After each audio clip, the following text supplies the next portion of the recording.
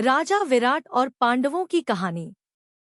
महाभारत के अरण्य पर्व के दौरान पांडवों को अपने 13 वर्षों के वनवास का पालन करना पड़ा। 12 वर्ष का वनवास और 1 वर्ष का अज्ञातवास। यदि अज्ञातवास के दौरान उन्हें पहचान लिया जाता तो उन्हें फिर से 12 वर्षों तक वनवास भोगना पड़ता। यह एक कठिन चुनौती थी। पांडवों का विराट नगर में प्रवेश। अज्ञातवास के लिए पांडवों ने विराट नगर को चुना, जो मत्स्य देश की राजधानी थी। यह नगर राजा विराट के शासन में था, जो पराक्रमी और न्यायप्रिय शासक थे।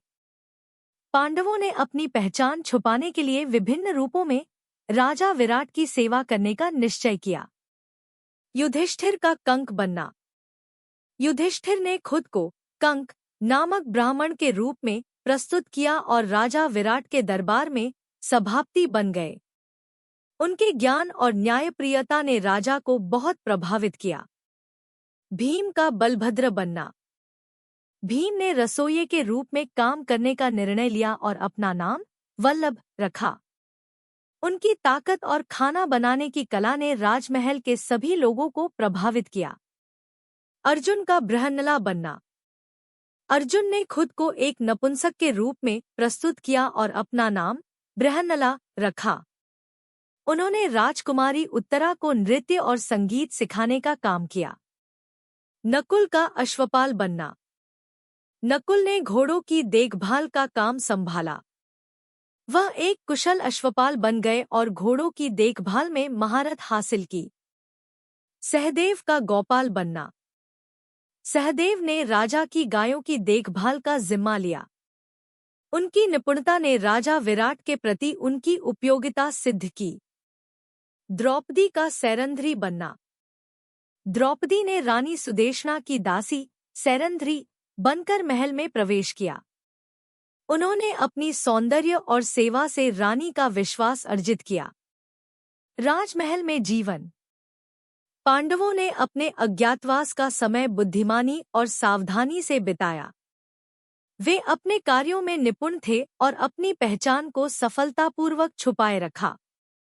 लेकिन चुनौतियां उनके पीछे थी।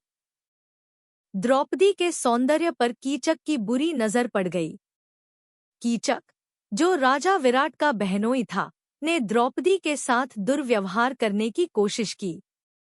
द्रौपदी ने भीम से मदद मांगी। कीचक वध।